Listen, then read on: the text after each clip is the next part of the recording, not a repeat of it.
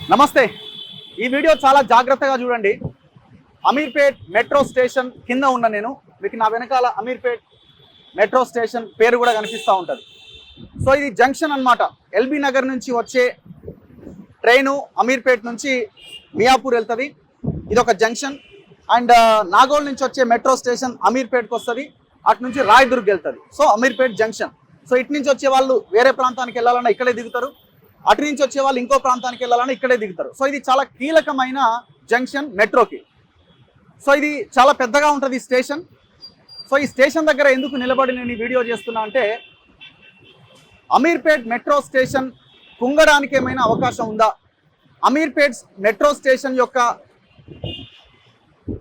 దాని సేఫ్టీని పరిగణలోకి తీసుకోకుండా కొంతమంది జిహెచ్ఎంసీ అధికారుల, లేదు మెట్రో అధికారులు, ఎవరో లేదు గత ప్రభుత్వంలో ఉన్నటువంటి పెద్దలు లాలూచీబడి ప్రజల యొక్క ప్రాణాలు తీయడానికి ఏమైనా రెడీ అయ్యారా? అవసరమైతే ప్రజలు ప్రాణాలు పోయినా మాకు సంబంధం లేదు అనుకున్నారా?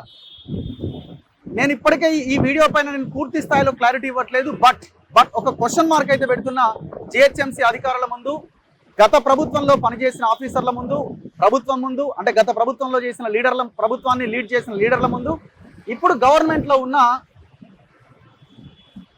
లీడర్ల ముందు, అంటే కాంగ్రెస్ ప్రభుత్వం ముందు.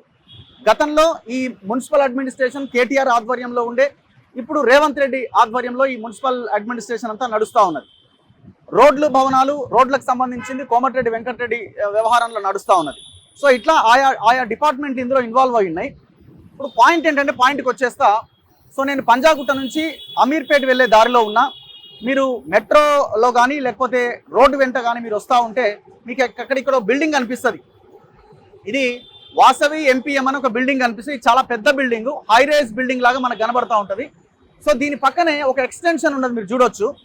సో దీని పక్కనే ఇదే వాసవి ఎంపీఎం వాళ్ళు. ఎంపీఎం అంటే ఇది మల్పానీకి సంబంధించిన గ్రూప్ ఇది.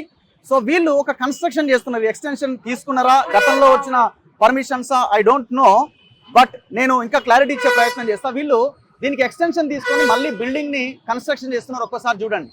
దాదాపుగా ఇది 1, 2, 3, 4, 5, 6, 7, 8, 9, 10, 11, 12, 13 ఫ్లోర్లు ఉన్నది బిల్డింగ్. సో దీనికి ఎక్స్టెన్షన్ కూడా మనం చాలా క్లియర్గా చూడొచ్చు. మీరు ఇక్కడ చూస్తే సెల్లార్ తీసినారు. దాదాపు ఇది 2 ఫ్లోర్ల సెల్లార్ ఇప్పటికే కంప్లీట్ అయి ఉన్నది. దీని మీద ఇప్పుడు వీళ్ళు బేస్మెంట్ నింపి మళ్ళీ ఫ్లోర్ని పైకి తీసుకొస్తారు అనమాట. ఈ సెల్లార్ డిగ్గింగ్ చేసే కంటే ముందే ఈ మెట్రో నిర్మాణం జరిగిపోయింది. ఈ సెల్లార్కి మెట్రో పిల్లర్కి ఎంత దూరం ఉన్నదో ఒకసారి మీరు గమనించండి. జస్ట్ ఒక 10 అడుగుల దూరానికి మించి ఈ మెట్రో పిల్లర్ ఉండడానికి అవకాశం లేదు. ఒక్కసారి గమనించండి. విషయం ఏంటంటే, ఇది మెట్రో పిల్లర్, ఇది మెట్రో పిల్లర్. ఈ మెట్రో పిల్లర్ దేని మీద నిర్మాణం చేయబడ్డదంటే, ఒక్కసారి మీరు పైకి మీరు ప్యాన్ చేస్తే ఇది పంజాగుట్ట, అంటే అటువైపు పంజాగుట్ట ఖైరతాబాద్ నుంచి వచ్చే మెట్రో లైన్ మార్గం అన్నమాట. ఇది అంటే డైరెక్ట్గా ఇది మార్గమే ఈ పిల్లర్ నుంచి పోతుంది. మీరు ఒకసారి అబ్జర్వ్ చేయొచ్చు. ఈ పిల్లర్ నెంబర్ 1061 మీరు హైలైట్ చేయొచ్చు. ఒకసారి కెమెరాలో చూడొచ్చు. పిల్లర్ నెంబర్ 1061 ఎక్కడ ఉన్నది? ఒకసారి కింద. ఇది పిల్లర్ నెంబర్ 1061కి రోడ్డుకి పెద్ద తేడా లేదు. ఇక్కడ పిల్లర్ ఉన్నది. ఈ పిల్లర్కి వీళ్ళు చేస్తున్న డిగ్గింగ్కి ఎంత దూరం ఉందో చూడండి. కరెక్ట్ అడుగులు వేస్తే ఒక 10 అడుగులు కూడా ఉండదు. అంటే పాదానికి సంబంధించిన అడుగులు వేసుకుంటూ వెళ్తే ఒక 10 నుంచి 12 అడుగుల కంటే ఎంత ఎక్కువగా ఉండదు. మీరు ఇక్కడ గమనిస్తే, మీరు ఇక్కడ చూడండి. ఈ స్ట్రైట్ లైన్ కూడా ఒకసారి చూడండి. ఈ స్ట్రైట్ లైన్ ఒకసారి చూడండి. ఇది డైరెక్ట్ స్ట్రైట్ లైన్ మీకు మెట్రో స్టెప్స్ని తగులుతుంది. మీరు చూడండి. కింద నుంచి లైన్ చూపించు. పైన మెట్రో స్టెప్స్ ఉన్నాయి కదా, మెట్రో లైన్ స్టెప్స్కి తగులుతుంది. ఆల్మోస్ట్ ఇక్కడ ఎంత పెద్ద లోతున డిగ్గింగ్ చేసారు అన్నది ఒకసారి చూడండి. ఒకసారి ఇట్రా. సో ఇంత పెద్ద ఎత్తున డిగ్గింగ్ కంప్లీట్ చేసారు. ఒకసారి మీరు గమనించండి. దాదాపు ఒక రెండు సెల్లార్లంతా డిగ్గింగ్ కంప్లీట్ అయిపోయింది. ఫ్లోర్ వేసేసారు ఆల్రెడీ. మీరు పక్కన బిల్డింగ్ చూస్తే ఇది ఎక్స్టెన్షన్ అనమాట. ఇక్కడ ఇవన్నీ కూడా ఫ్లోర్లు పడతా ఉంటాయి. పైకి తీసుకెళ్ళి ఒకసారి కెమెరా.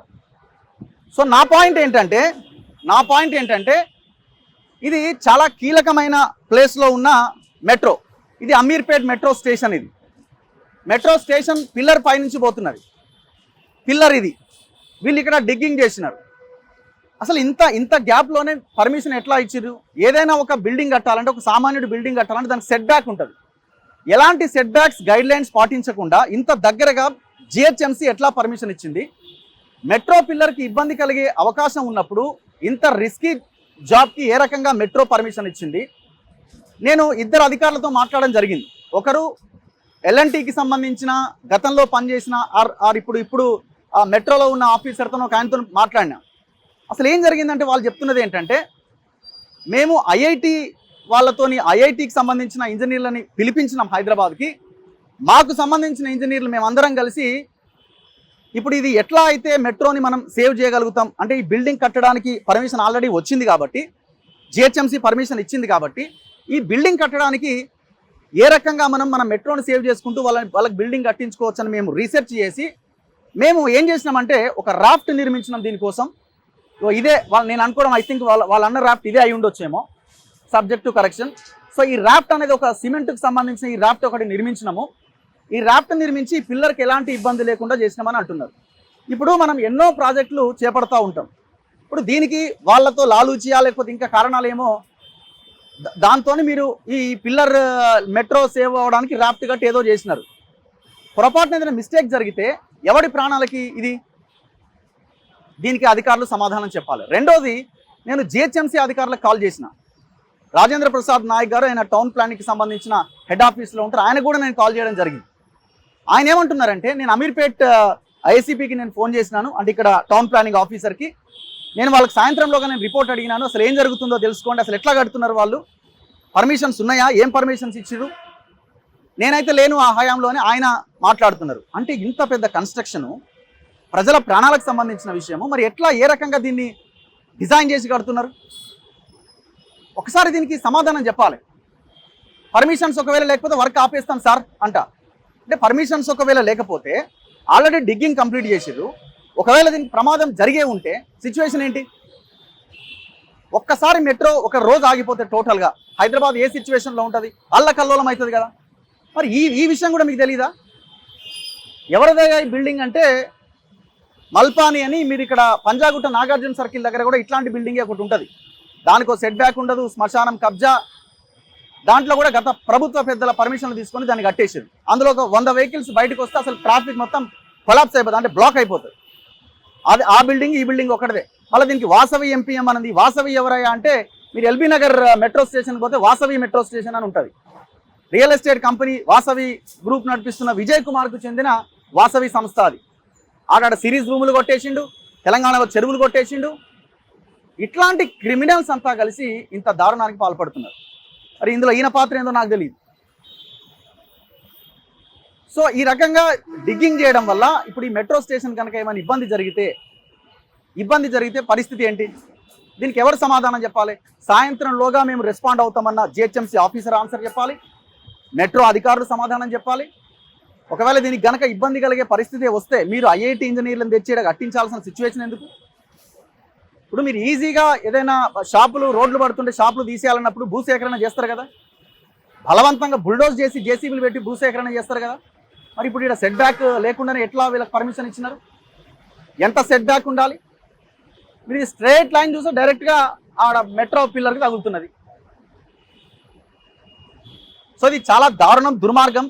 సో ఇప్పుడున్న గవర్నమెంట్ అయినా దీని మీద దృష్టి సారించాల్సిన అవసరం కనిపిస్తూ ఉన్నది. ఎందుకంటే ఇది మెట్రో స్టేషన్, ఇది జంక్షన్, ప్రజల ప్రాణాలకు సంబంధించిన విషయం. ఇది ఇంత పెద్ద బిల్డింగ్ కన్స్ట్రక్షన్ చేసే క్రమంలో ఇంత పెద్ద డిగ్గింగ్ చేస్తే, అంటే లోతు అంత పెద్దగా చేసి సెట్ బ్యాక్ లేకుండా చేయడం వల్ల ఈ పిల్లర్కి ప్రమాదం వచ్చే అవకాశం చాలా క్లియర్గా కనబడతా ఉన్నది. అధికారులు ఇమీడియట్గా రెస్పాండ్ కావాలి. పర్మిషన్ ఉందా, ఉంటే ఎందుకు ఇచ్చినారు, ఎట్లా ఇచ్చినారు? మీరు ఇమీడియట్గా ప్రజలకి సమాధానం చెప్పాల్సిన అవసరం ఉంది. ఖచ్చితంగా మేమైతే ఇది ఫాలోఅప్ చేసే ప్రయత్నం చేస్తాం. ఆయన రాజేంద్ర ప్రసాద్ నాయక్ గారు, మీరు సాయంత్రంలోగా మేము వివరాలు తీసుకొని అన్ని వివరాలు చెప్తామని అంటున్నారు. సో దానికి మీరు ఏం క్లారిటీ ఇస్తారు? చాలా క్లియర్గా ఎల్ఎన్టీ వాళ్ళు చెప్తున్నారు, మేము ఐఐటి వాళ్ళని తీసుకొచ్చి మేము ఇది డ్రాఫ్ట్ వేయించినాం. మరి మీకు అంత అవసరం ఏమొచ్చింది?